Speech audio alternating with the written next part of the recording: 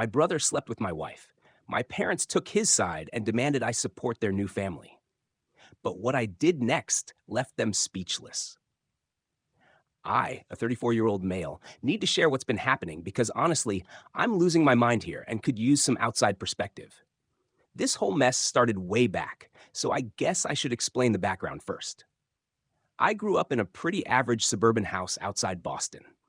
My parents weren't terrible parents or anything, at least not at first.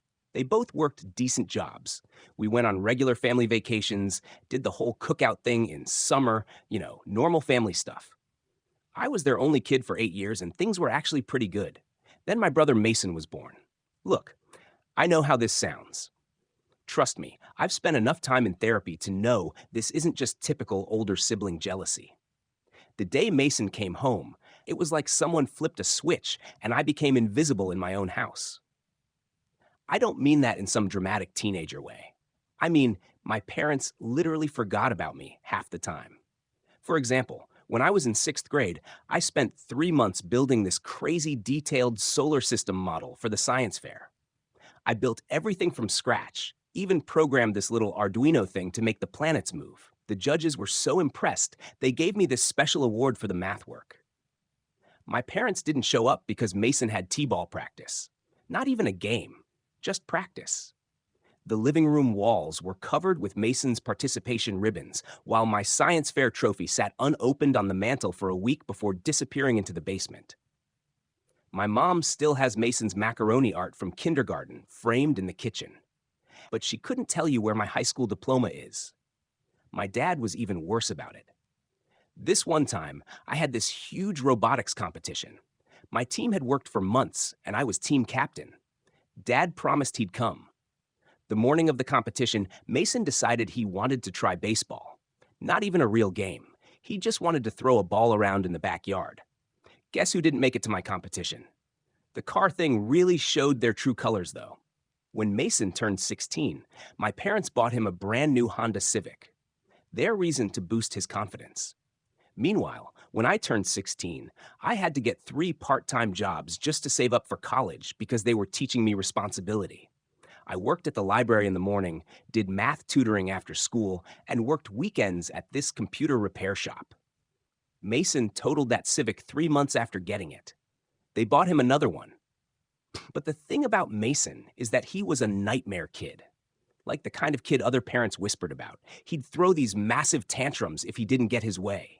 Even as a teenager, he'd break things, scream at our parents, skip school, and they just made excuses for him. He's sensitive. He's just expressing himself. He's going through a phase. Meanwhile, I had to be perfect. Any grade less than an A+. And my mom would make these little comments about how maybe you're spreading yourself too thin. If I ever showed any frustration or anger, I was being difficult and making Mason upset. The crazy thing is, for years, I actually believed there was something wrong with me. Like maybe if I was just a better son, they'd notice me too. I spent so much time trying to get their attention, but nothing worked. I didn't realize how bad it was until I got to college and saw how other families treated each other. How my roommates' parents would call just to check in. How my friends' families would celebrate all their kids' achievements. But the best part about college, the distance. I barely went home except for major holidays, and even then, I'd make excuses to leave early. Dad would make these guilt trip comments like, Mason really misses his big brother, but I noticed Mason never actually called or texted unless he needed money for some business idea. By junior year, I was killing it academically and had 3 papers published. The department head recommended me for this exchange program in South Korea. 6 months at Seoul National University working on this cutting-edge AI project. My parents didn't even notice I was leaving the country until I was already gone. They were too busy dealing with Mason's latest drama. He'd gotten kicked out of his 3rd community college for not attending classes. Those 6 months in Seoul changed everything. So many opportunities, so much innovation.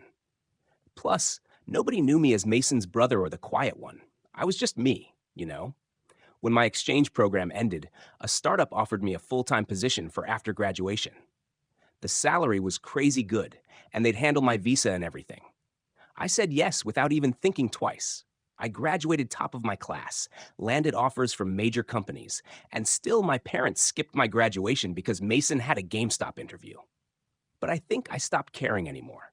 Moving to Seoul was the best decision I ever made. Within 3 years, I was leading projects and finally living life on my own terms. My parents barely noticed. The few times they called, it was always about Mason's latest crisis. He'd gotten fired again. He'd borrowed money from the wrong people. He'd gotten some girl pregnant. Turns out he lied about that one. The girl had to get a restraining order against him when he wouldn't leave her alone. Then I met Rachel. Man, I still remember exactly how it happened.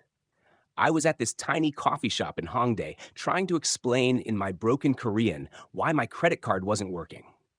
She stepped in to translate, saved me from completely embarrassing myself. Turned out she was teaching English at an international school nearby. Rachel was different from anyone I'd ever met. She actually listened when I talked, asked questions about my work, and understood the answers. When I told her about some new code I was working on, she'd get excited with me instead of zoning out. Plus, she had her own life, her own goals. She wasn't looking for someone to fix her problems. She was looking for a partner. We dated for 2 years before I proposed. The wedding was small, but perfect, just our friends and her family. My parents said they couldn't come because Mason needed them at home. He'd gotten into some trouble with credit card fraud or something. Honestly, I was relieved they weren't there. Life was good. Really good. I was successful at work, happily married, living in a cool city. Rachel and I traveled around Asia on weekends, tried weird foods, learned new things together. I thought I'd finally escaped all the family drama. Then my company announced they were opening a new office in Boston. They wanted me to head it up. Triple my salary, full relocation package, the works. Rachel was excited about moving to the States, said it would be an adventure.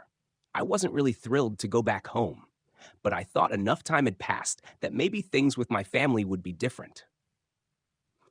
When we landed in Boston, my mom texted asking if we'd arrived safely. I thought maybe she was finally showing some interest in my life. Nope. She just wanted to tell me Mason had moved back to Boston too. Apparently his business ventures in California didn't work out. By business ventures, I mean he'd convinced some girls' wealthy parents to invest in his tech startup. The startup was just a badly designed website that never launched. The girls' parents threatened legal action when they found out he'd spent their money on fancy cars and expensive restaurants. Typical Mason. Rachel and I settled into a nice place in Cambridge, landed jobs, and everything was finally coming together. Then Mason started showing up everywhere. First, it was just random texts. Hey, big bro. Heard you're back in town. Then emails about wanting to reconnect, saying he'd grown up and changed. He wrote this long message about how therapy had helped him understand his past mistakes. Said he wanted to be a real brother for once. I ignored him for 2 weeks. Then he found out where I worked.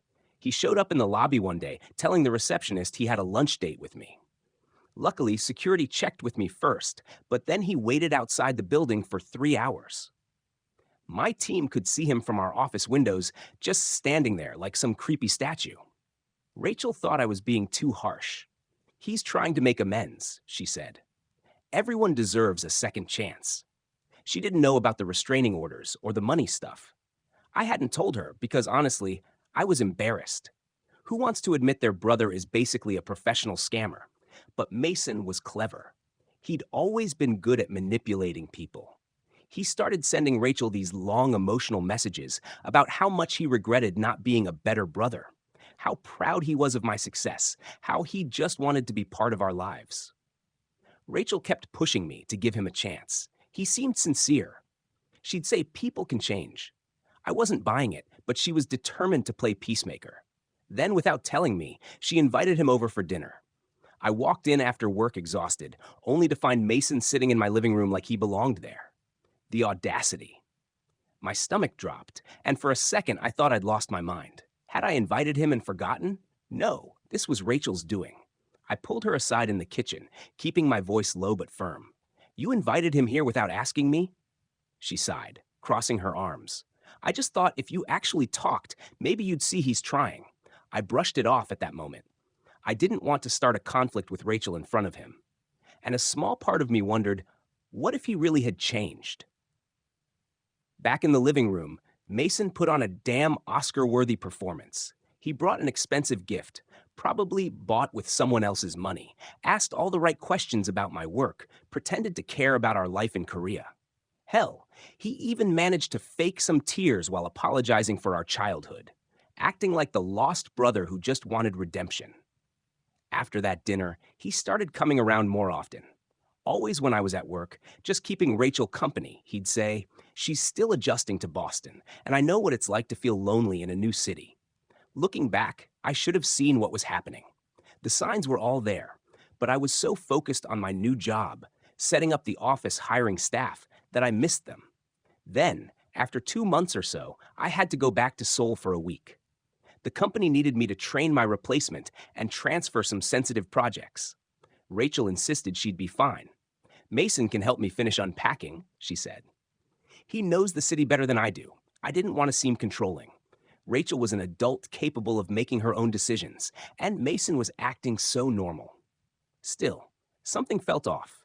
I asked our neighbors to keep an eye on the house, installed some security cameras, made sure Rachel had all the emergency numbers.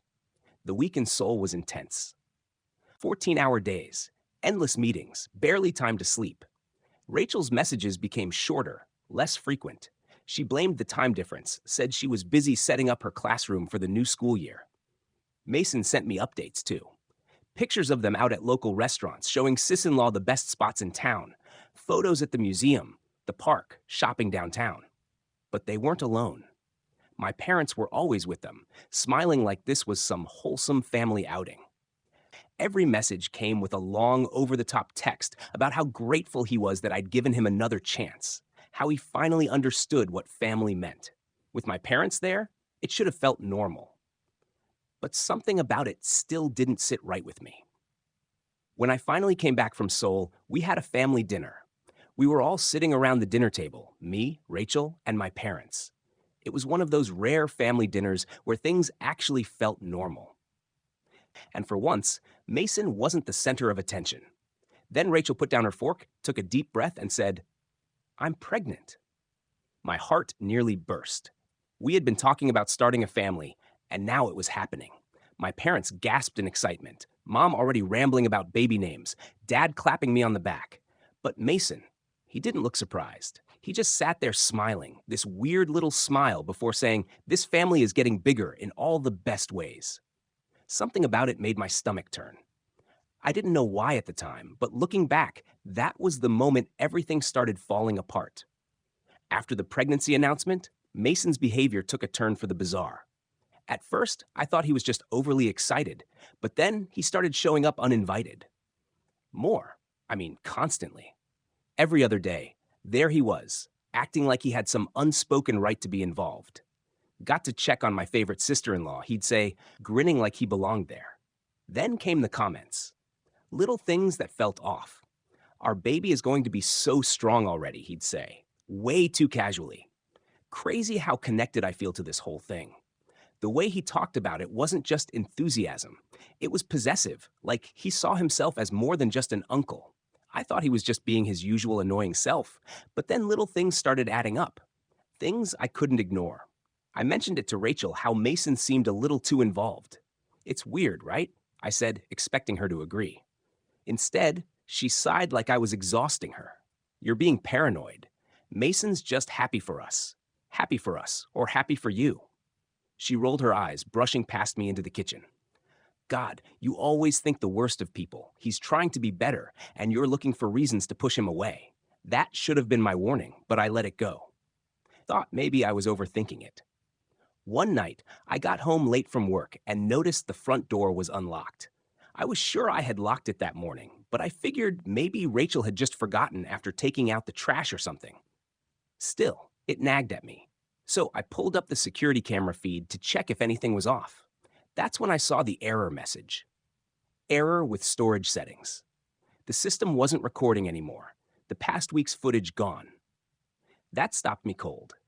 I knew those cameras were set up right, and more importantly, I had them automatically backing up to cloud storage, something I hadn't told anyone, not even Rachel.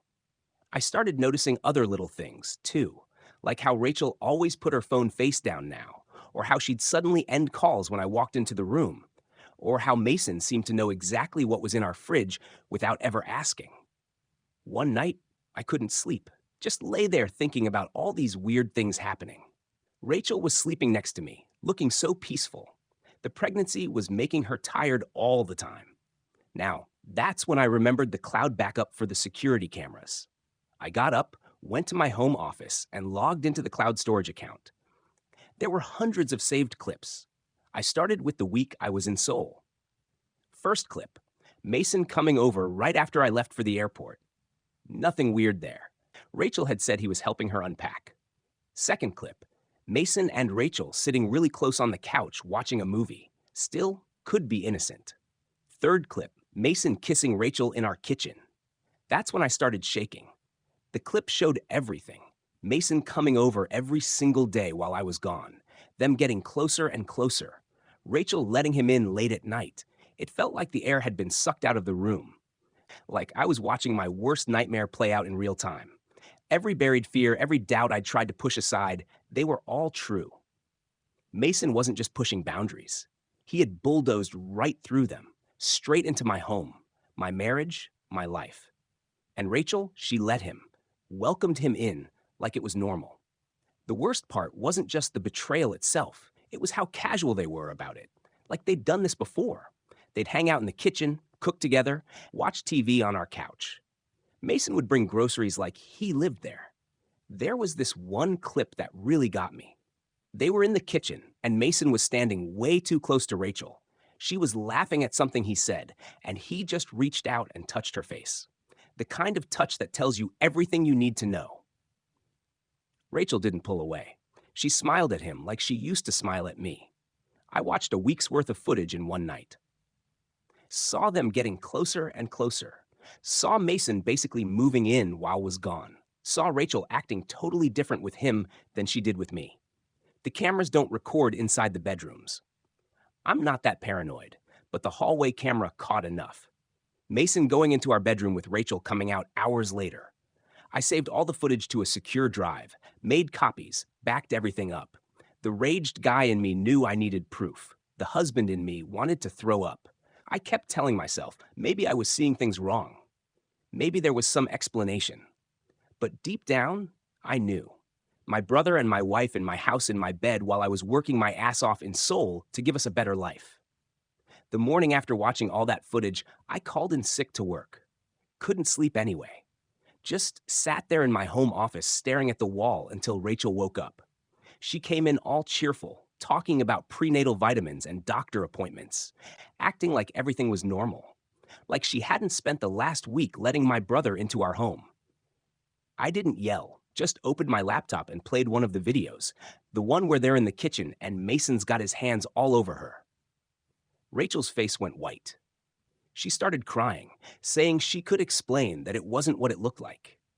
Then she switched to the classic cheater's playbook. We didn't mean for this to happen. It just happened. Mason really gets me. Like somehow that makes it okay. I let out a short, bitter laugh. Mason gets you. Mason, the guy who's never held down a job longer than 6 months. The guy who scams people for a living. That's who gets you? Her lip trembled, but she didn't deny it. I shook my head, my voice tight with anger. I gave you everything, Rachel. I built a life for us. I worked my ass off so we could have a future, so our kid could have a future. You never had to worry about rent, about food, about anything. I supported your career. I traveled halfway across the world with you. I trusted you. And you throw it all away for him? Her eyes welled up, but I wasn't done. I texted Mason to come over. No explanations, no warnings. Just a simple, we need to talk now. He showed up like he always did. That smug grin on his face, probably thinking Rachel hadn't told me yet, that I was still in the dark, still playing the fool. That grin died the second he stepped inside and saw the laptop open. Footage playing frame by frame, exposing every single one of his lies. His eyes flicked to the screen, then back to me. His entire body stiffened, but Mason, ever the manipulator, tried to spin it immediately. Bro, you gotta understand. Since when? I cut him off, my voice steady, sharp. How long has this been going on? Rachel was already crying. I ignored her. I wasn't done with Mason. He was scrambling, trying to figure out the angle that would save him. It just, it just happened, man. We didn't plan this. It wasn't like that. Rachel finally found her voice weak and shaking. Please, you have to understand. We didn't mean to hurt you. I let out a sharp laugh. You let my brother into our home. You let him into our bed. You let him pretend to be me while I was gone. But yeah, sure. Tell me how you didn't mean it. Mason's voice dropped, his expression twisting into something almost offensive. Look, bro, you're always working, always focused on career. Rachel was lonely. She needed someone who could be there for her. And then he had the audacity to say, maybe if you'd been a better husband, this wouldn't have happened. I swear my entire body locked in place, fighting the urge to throw him through the nearest wall. Is that what you tell yourself to sleep at night? That this is somehow my fault? That you didn't have a choice but to act like a goddamn parasite? Rachel sobbed harder. Please, we need to think about the baby. I turned my head so fast she flinched. Whose baby is this? Her face crumpled like she hadn't even considered I'd ask. It's yours, she choked out. I swear. You swear? I gave her a look so cold it could have frozen the entire room. Like you swore I was the only one. Like you swore Mason was just family. She didn't answer because she couldn't. Mason, desperate now. Come on, man. We're all family. We can figure this out. That was it. That was the moment something inside me snapped. I took another step toward him, closing the distance until I was right in his face.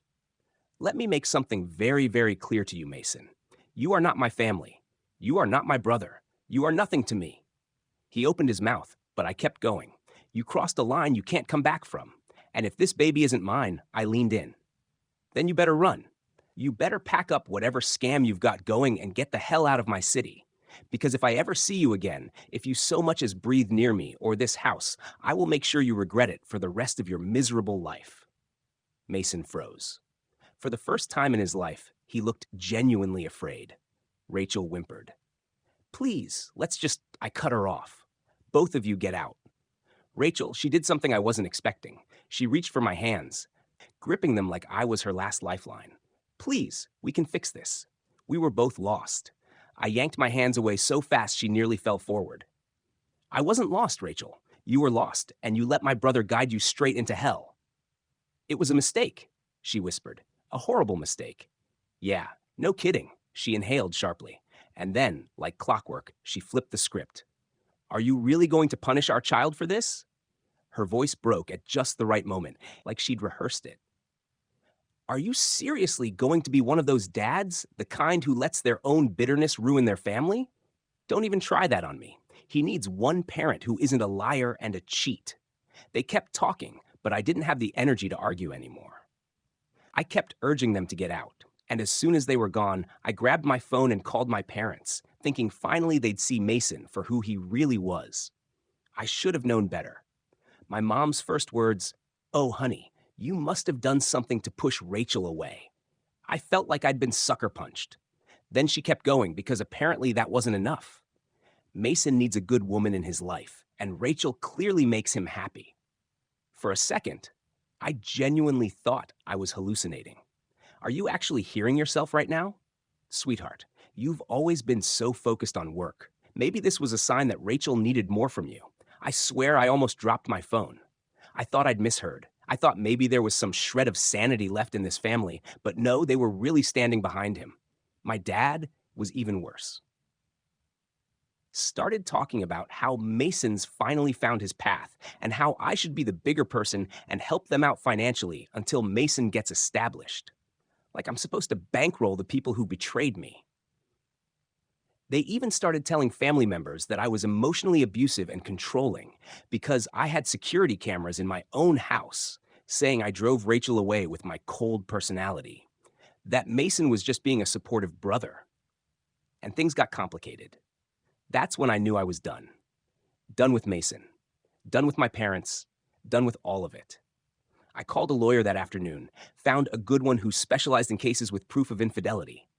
I told them I had everything documented, every visit, every lie, every betrayal, and I filed for divorce. But my parents weren't done trying to destroy what was left of my life. A week after I filed for divorce, they hit me with a lawsuit demanding financial support for both Mason and Rachel. Their argument that I had a familial obligation to support my brother and pregnant wife during this difficult transition period. They wanted me to pay Mason's rent, cover Rachel's living expenses, and even fund Mason's latest business venture.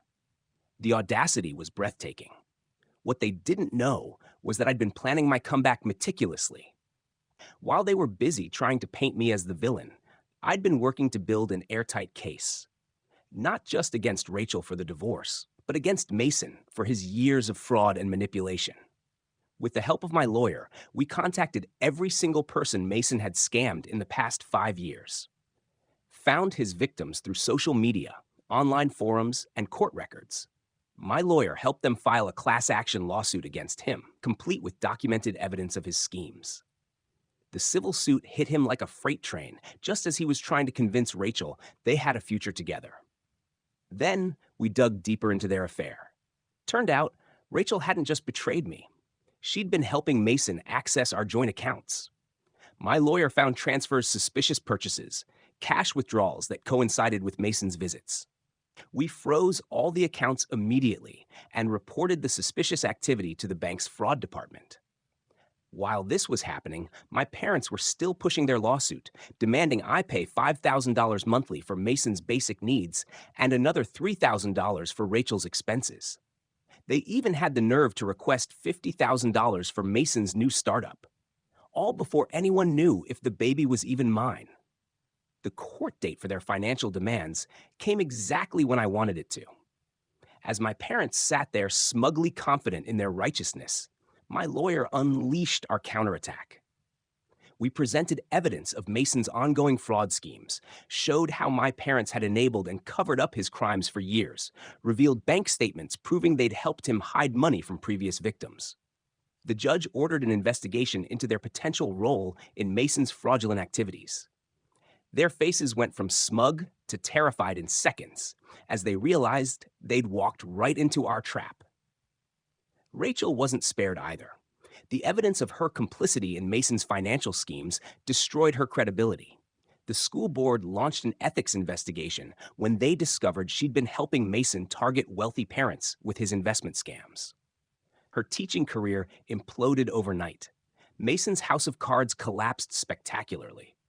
Through investigation, former victims came forward. His current scams were exposed and his reputation was destroyed. No one would trust him with $1, let alone invest in his schemes. He tried fleeing to Florida, but his accounts were frozen. His credit was ruined, and he had nowhere to turn. And every time my parents or Rachel's lawyer tried to paint me as controlling or abusive because of the security cameras, it just made them look worse. The evidence showed I'd installed them for home security while traveling, not surveillance. Their attempts to twist it backfired, making them appear desperate and dishonest. But I wasn't done. I needed to know whose baby this was. By the time we got to the paternity test hearing, Mason was facing multiple investigations. Rachel was unemployed and facing potential criminal charges for financial complicity, and my parents were drowning in legal fees from their failed lawsuit. Their perfect little world had crumbled, and I hadn't even had to get my hands dirty. Just let the law do its work.